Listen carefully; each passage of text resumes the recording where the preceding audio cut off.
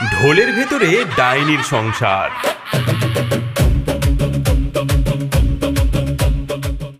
এই তাক ধুমাধুম, এই তাক ধুমাধুম, চলছি আমি ধেই ধেই, মানুষের গন্ধ নেই, ঢোলের ভেতর বড়ার ছেলে চলছি আমি পা ফেলে।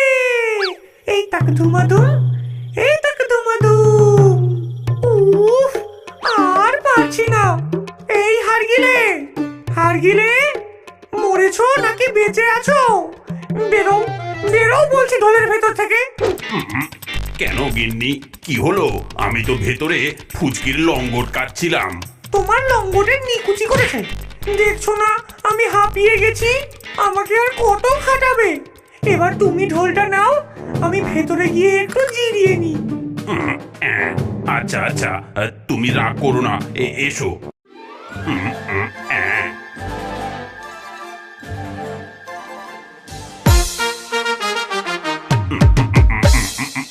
টাকডুমাডুম, ওই টাকডুমাডুম, বউয়ের কথায় উঠি বসি, হাড়গুলো সব যাচ্ছি খসি। দিনে দুপুরে খাচ্ছি আমি, রাতে বইছি ভীষণ ভার, ঢোলের ভেতর গিন্নি ঘুমায়, ভেঙে গেল আমার হাড়। ওরে বাবারে, টাকডুমাডুম, ওই টাকডুমাডুম। এক অদ্ভুত ভুতুড়ে কারবার। এই ডাইনি পরিবারের না ছিল ঘর, না ছিল দোর, তার সংসারটি ছিল ভারী আজব, এক বিশাল ঢোলের ভেতর। সেই ঢোল গলায় ঝুলিয়ে তারা দেশ বিদেশে ঘুরে বেড়াতো। তারা হাঁটতে হাঁটতে এসে পৌঁছালো এক ছোট্ট গাঁয়ের সীমান্তে। সেই গ্রামেই থাকতো এক গরিব চাষি, নাম তার রামকানু। ওরে বল্টু, উফ, আমার কোমরের বাতটা যা বেড়েছে না, আজ আমি খেতে যেতে পারবো না রে। তুই যা, আজ রাতটা মাচায় বসে শস্য পাহারা দে। কিন্তু বাবা, আমি তো একা কোনোদিন যাইনি, যদি মশা কামড়ায়? আরে গাধা, মশা মারবি? যা এখন। হ্যাঁ গো, ছেলেটাকে তো পাঠালে, কিন্তু ওকে বলেছ তো যে মাচার চারিপাশে আগুন জ্বালিয়ে বসতে? আজ অমাবস্যা, শুনেছি ওই রাতে জলার ধারে ভূতেরা বেরোয়। আরে সর্বনাশ, একদম ভুলে গেছি। ইস, এখন কি হবে? দাঁড়াও, আমি গিয়ে বলে আসছি। না না, খবরদার যেও না, বাইরে ঘুট ঘুটে অন্ধকার, তুমি গেলে যদি তোমাকেই ভূতে ধরে, তার চেয়ে ভগবানের নাম নাও। বল্টু বোকা হতে পারে, কিন্তু ওর কপালটা ভালোই।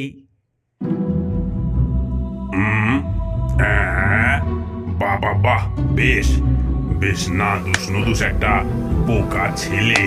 এদিকে আমার কাঁধটাও যে ব্যথা হয়ে গেছে, গিন্নি আর ছেলেকে এবার এর ঘাড়েই চাপাতে হবে।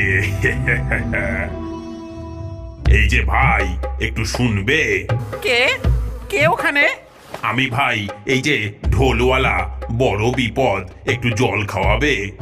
ভাই, তুমি জল আনতে যাওয়ার আগে এই ঢোলটা একটু ধরো তো, মাটিতে রাখলে ইঁদুরে চামড়া কেটে দেবে। ওরে বাপরে, এ কি ভারী! তুমি কি এর মধ্যে পাথর ভরে রেখেছো? পাথর না ভাই, হিরে মানিক আছে। তুমি ধরো, আমি একটু আসছি। বল্টু ঢোলটা গলায় ঝোলাতেই হাড়গিলে এক ফু দিয়ে অদৃশ্য হয়ে যায় এবং জাদু বলে ঢোলের ভেতরে ঢুকে পড়ে। হ্যাঁ, আরে বাপরে, লোকটা গেল কোথায়? হাওয়ায় মিলিয়ে গেল নাকি? যাই হোক, ঢোলটা তো বেশ দেখতে, কিন্তু কি এটাকে নামাই কি করে? হ্যাঁ, ও মা গো, এ কি হলো? ঢোল যে নামছে না। কি, কে কোথায় আছিস? বাঁচা, বাঁচা! ওই ওই ওই, কিসের বাঁচা রে? কিসের বাঁচা? তুই এখন আমাদের বাহন। ওরে বাবারে, ঢোল দেখি কথা বলে। উফ, চুপ কর তো বোকা কোথাকার। শোন, আমরা হলাম ডাইনি পরিবার। তুই এখন থেকে আমাদের গলায় নিয়ে ঘুরবি আর রোজ নিয়ম করে 2 ঘন্টা ঢোল বাজাবি। যদি থামিস বা আমাদের নামানোর চেষ্টা করিস তাহলে তোর ঘাড় একেবারে মুটকে দেব। কিন্তু কিন্তু আমি যে বাজাতে পারি না। যা পারিস বাজা শিগগির, তোমার দম বাজা, নইলে ঘাড় মটকাবো। হ্যাঁ, আচ্ছা আচ্ছা। বেচারা বল্টু ভয়ের চোটে সে সারা রাত পাগলের মতো ঢোল পেটালো। না পারে ঢিলতে, না পারে ওগলাতে। ভয়ে সে ছুট লাগালো বাড়ির দিকে। সেই রাতেই গ্রামে হুলস্থুল পড়ে গেল। বল্টুর ঢোলের বিকট আওয়াজে কাকপক্ষী সব দেশ ছাড়া হওয়ার জোগাড়। ওরে থামা থামা বলছি, আমার কানের পর্দাটা যে ফেটে গেল। সেই কখন থেকে বাজাচ্ছিস, এবার থামা থামা। বাবা, আমি এটা থামালেই ওরা আমাকে খেয়ে ফেলবে। টাকডুমাডুম টাকডুমাডুম। ঠিক বলেছিস, বাজা বাজা, জোরে জোরে বাজা। রামকানু, রামকানু, তোমার ছেলের এই ঢোল বাজানোর জ্বালায় আমার গরু দুধ দিচ্ছে না, ছাগল ডাকছে না, বাচ্চাটা পর্যন্ত ঘুমোইতেছে না। এই এক্ষুনি এর গ্রাম থেকে বার করো, বার করে দাও এর গ্রাম থেকে। কাকু, আমার তো কোনো দোষ নেই, এই ঢোলে ভূত আছে। এই ভূত না তোর মাথা, এই দূর হ, দূর হ গ্রাম থেকে, বেরো বেরো। গ্রামবাসীরা বল্টুকে তাড়া করে একেবারে গ্রামের শেষে পাঠিয়ে দিল। ঢোলের ভেতর থেকে ডাইনি পরিবার খিকখিক করে হাসতে লাগলো। ভালো হয়েছে বেটার। গলায় ঢোল ঝুলিয়ে বল্টু জঙ্গলের পথ ধরে হাঁটতে লাগলো। আর তার পেটের ভেতরে ইঁদুররা ডন বৈঠক দিচ্ছে। ওরে ওরে, ও হার গেলে, আমার যে নাড়ি ভুড়িও হজম হয়ে গেল। ওই বল্টু, শিগগির খাবার জোগাড় কর, নইলে তোর কান দুটো ছিঁড়ে চাটনি বানিয়ে খাবো। হ্যাঁ রে বল্টু ভাতিজা, কচি দেখে কিছু জোগাড় ফোগাড় কর, আমার যে দাঁত খাওয়ার জন্য সুরসুর করছে। এই জঙ্গলে আমি খাবার কোথায় পাবো পিসি? এখানে তো গাছপালা ছাড়া কিছুই নেই। একদম বাহানা দিবি না, যা যা এখান থেকে, সামনে যা, ওইদিকে দেখ আলো জ্বলছে।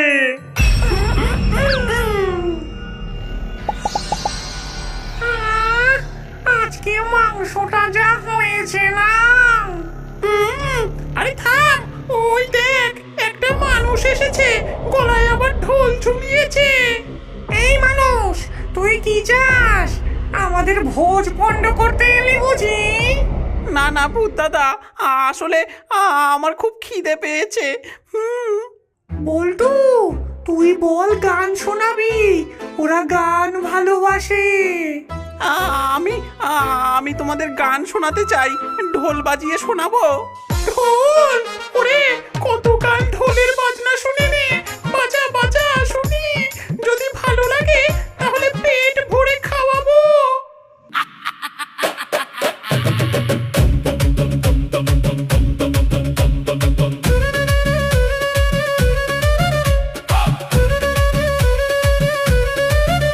আমরা ভূতের দল, ওরে আমরা ভূতের দল, ঢোলের তালে নাচছি মোরা, মনে ভীষণ বল। ধিতাং ধিতাং ধি, ধিতাং ধিতাং ধি,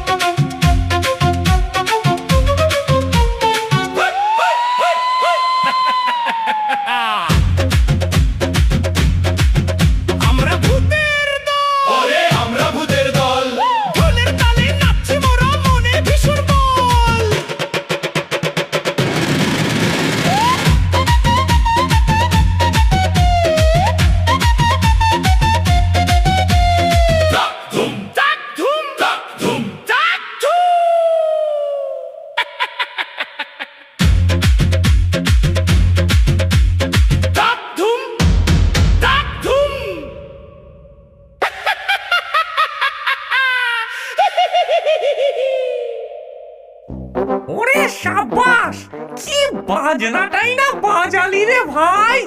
আয় ভাই আয়, আমাদের সাথে বসে খা। বল্টু খেতে বসে। সে এক গ্রাস খায় আর এক গ্রাস ঢোলের ফুটো দিয়ে ভেতরে গলিয়ে দেয়।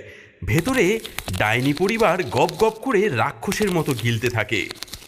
ওরে মানুষ, তোর বাজনা শুনে আমরা ভীষণ খুশি। এই নে আমাদের জাদুর টেবিল ঢাকা, তোকে দিলাম। এটা যেখানে বিছিয়েই খাবার চাইবি সেখানেই রাজভোগ হাজির হবে।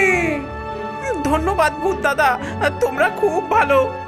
বল্টু টেবিল ঢাকা নিয়ে আবার চলতে শুরু করে।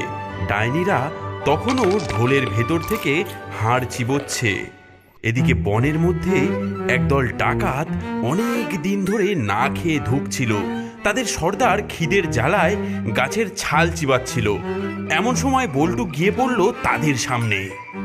এই কে রে, যা আছে দিয়ে দে, নইলে তোকে কাবাব বানিয়ে খাবো।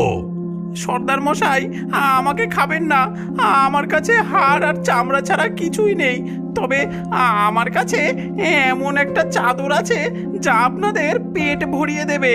হ্যাঁ, চাদর খেয়ে পেট ভরবে? আমাদেরকে তুই ছাগল পেয়েছিস? না না, দেখুন তবে। বল্টু জাদুর টেবিল ঢাকাটা মাটিতে বিছিয়ে বলল, খাবার আসুক। পলকের মধ্যে লুচি, মাংস, দই আর মিষ্টিতে ঢাকাটা ভরে গেল। ওরে বাপরে, এ তো জখের ধন। সবাই মিলে ঝাঁপিয়ে পড়। ডাকাতরা গোগ্রাসে খেলো। খাওয়ার শেষে সর্দার ঢেকুর তুলে ভাবল, এই চাদরটা হাতাতে হবে, কিন্তু গায়ের জোরে নিলে যদি জাদু নষ্ট হয়ে যায়। শোন ছোকরা, তোর এই চাদরটা আমাদের খুব পছন্দ হয়েছে। এর বদলে তোকে আমরা একটা দামি জিনিস দেব। সর্দার তার কোমর থেকে একটা নোংরা পুরনো তালিমারা থলি বের করলো। এই ছেঁড়া থলি দিয়ে আমি কি করব? বোকা কোথাকার, এটা সাধারণ থলি নয়। এর গায়ে জোরে এক চাপড় মারলে ভেতর থেকে একজন সেনাপতি আর 3 জন জমদূত সৈন্য বেরিয়ে আসে। যাকে মারতে বলবি তাকে পিটিয়ে পাট করে দেবে। কিন্তু আমাদের এখন আর মারামারি করার এনার্জি নেই, তাই এটা তোর কাজে লাগবে। করবি অদল বদল? বল। ঠিক আছে, দিন। বল্টু থলিটা নিল আর ডাকাতরা টেবিল ঢাকাটা কেড়ে নিল। ডাকাতরা হাসতে হাসতে চলে গেল। ওরে গাধা বল্টু, তুই খাওয়ার যন্ত্রটা দিয়ে দিলি এই পচা থলির বদলে। আমাদের খিদে পেলে কি হবে এবার? হ্যাঁ, দাঁড়াও, এক্ষুনি দেখাচ্ছি মজা। বল্টু থলির গায়ে সজোরে এক চাপড় মারল। সাথে সাথে ধপাস করে 3 জন বিশাল দেহী সৈন্য আর একজন গোফওয়ালা সেনাপতি হাজির হলো। হুকুম করুন মালিক। যাও, ওই ডাকাতগুলোকে পিটিয়ে আমার টেবিল ঢাকাটা কেড়ে নিয়ে এসো। জো হুকুম মালিক। সৈন্যরা ঝড়ের গতিতে গিয়ে ডাকাতদের ধরল। ধুমধাম মার। ডাকাতরা তো ওরে বাবা রে, ওরে গেলাম রে, ওরে গেলাম রে। ডাকাতরা বাবারে মারে বলে চিৎকার করতে লাগলো। সৈন্যরা টেবিল ঢাকা এনে বল্টুর হাতে দিল। ও মা, বল্টুর তো হেভি বুদ্ধি হয়েছে। খাবারও হলো আবার সৈন্যও হলো। এবার বল্টু এক নির্জন জায়গায় বসলো। ডাইনির পরিবার তখন হিংসায় জ্বলছে। শোন বল্টু, তুই যা যা পেলি সব কিন্তু আমাদের দয়ায়। আমরা ছিলাম বলেই তো তুই এসব পেলি। এখন আমাদের ভালো ভালো খাবার দে দেখি। আর আমাকে ওই থলিটা দে, আমি একটু সেনাপতি নিয়ে খেলবো। ও আচ্ছা, তোমাদের দয়ায়। আর তোমরা আমার জীবনটাকে নরক বানিয়ে দিয়েছো। আর না, এবার দেখো কেমন মজা দেখাই। সেনাপতি, এই যে আমার গলায় ঢোলটা দেখছো, এর ভেতরে 3টে শয়তান আছে। তোমরা এই ঢোলটাকে ততক্ষণ পেটাও যতক্ষণ না এটা আমার গলা থেকে নামছে। আর এই শয়তানগুলোকে পিটিয়ে ছাল তুলে দাও। জো হুকুম। এই ধরো ধরো ওদের, মারো মারো। ওর ঢোল নামা। 4 জন সৈন্য মিলে মুগুর দিয়ে ঢোলের ওপর ধামাধাম ধুমাধুম পেটাতে শুরু করলো। ওরে ওরে বাবা রে, ওরে বাবা মারিস না, ওরে বাবা রে, ওরে ওরে আমার কোমরটা গেল রে। মাগো, ও মা, মরে গেলাম। বল্টু কাকা ক্ষমা করো। ক্ষান্ত দে বল্টু, ক্ষান্ত দে, আমাদের ছেড়ে দে বাবা, আমরা আর জীবনে তোর কাছে আসবো না। সৈন্যরা থামো এবার, তোমাদের ছাড়তে পারি, কিন্তু তার বদলে কি দেবে আমাকে বলো? আমরা চলে যাচ্ছি, কিন্তু যাওয়ার আগে এই ঢোলটাকে জাদুর ঢোল বানিয়ে দিয়ে যাচ্ছি। এখন থেকে তুই এই ঢোল বাজালে এর আওয়াজ যে শুনবে সে পাথরের মূর্তির মতো স্থির হয়ে যাবে, কেউ নড়তে পারবে না, শুধু তুই ছাড়া। এই বলে তিনটে ভূত হাওয়ায় মিলিয়ে গেল এবং ঢোলটাও বল্টুর গলা থেকে খসে পড়ল। আহ, যাক বাবা, ঘাড়ের বোঝা নামলো, এবার আমি স্বাধীন। এরপর বল্টু তার জাদুর থলি, টেবিল ঢাকা আর জাদুর ঢোল নিয়ে এক অজানা রাজ্যে পৌঁছালো। গিয়ে দেখে সেখানে হুলস্থুল কাণ্ড। পাশের রাজ্যের রাজা বিশাল সৈন্য নিয়ে আক্রমণ করেছে। সেই রাজ্যের রাজা ভয়ে সিংহাসনের তলায় লুকিয়ে কাঁপছেন। মহারাজ, ভয় নেই, আমি এই যুদ্ধ থামিয়ে দেব। তুমি একলা? তুমি কি পাগল? দেখুনি না কি হয়। বল্টু যুদ্ধক্ষেত্রের মাঝখানে গিয়ে দাঁড়ালো। উল্টো দিক থেকে হাজার হাজার সৈন্য ধেয়ে আসছে। বল্টু তার জাদুর ঢোলে বাড়ি মারল। সে এক অদ্ভুত দৃশ্য। ঢোলের শব্দ কানে যেতেই হাজার হাজার সৈন্য যে যেখানে ছিল সেখানেই স্ট্যাচুর মতো জমে গেল। ঘোড়াগুলো পা তুলে দাঁড়িয়ে রইল। তরোয়াল হাতে সৈন্যরা পাথরের মতো স্থির হয়ে গেল। এ কি ভোজবাজি! আমি নড়তে পারছি না কেন? বল্টু এবার থলিতে চাপড় মেরে তার চারজন সৈন্যকে বের করলো। যাও, এই শত্রু রাজাকে ধরে নিয়ে এসো, আর বাকিদের এমন ধোলাই দাও যেন আর কোনোদিন যুদ্ধ করতে না আসে। যেহেতু সবাই স্থির, তাই বল্টুর চারজন সৈন্য যথেষ্ট হলো। তারা গিয়ে সবাইকে ইচ্ছে মতো পেটালো এবং রাজাকেও বন্দি করলো। যুদ্ধ শেষ। বল্টু এবার ঢোল বাজানো থামালো। সবাই আবার নড়তে পারলো, কিন্তু শত্রু সৈন্যরা তখন ভয়ে লেজ গুটিয়ে পালিয়েছে। ধন্য তুমি বীর, তুমি আমার রাজ্য বাঁচিয়েছো। আমার কোনো পুত্র নেই, আজ থেকে তুমি এই রাজ্যের রাজা। সব ওই শয়তান ডাইনিদের কৃপা, ওরা আমাকে জ্বালাতে এসেছিল, আর আজ আমি রাজা হয়ে গেলাম। সেই থেকে বল্টু জাদুর টেবিল ঢাকা বিছিয়ে রাজভোগ খায়। দরকার হলে থলি থেকে সৈন্য বের করে কাজ করায়, আর জাদুর ঢোলটা সযত্নে প্রাসাদে সাজিয়ে রেখেছে। আর ডাইনির পরিবার, তারা বোধহয় এখনো পুরো জঙ্গলে বসে নিজেদের বোকামির জন্য কপাল চাপড়াচ্ছে। পুতুল রানী, পুতুল রানী, পুতুল রানী, আমাদের নতুন চ্যানেল পুতুল রানী। এই চ্যানেলে নতুন ভিডিও আপলোড করা হয়েছে। ডেসক্রিপশনে দেওয়া লিংক থেকে সেই ভিডিও দেখে তাড়াতাড়ি সেটাতে কমেন্ট করো। যারা জিতবে তাদের নাম দিয়েই তৈরি হবে আমাদের পরবর্তী কার্টুন। রূপকথা রানী।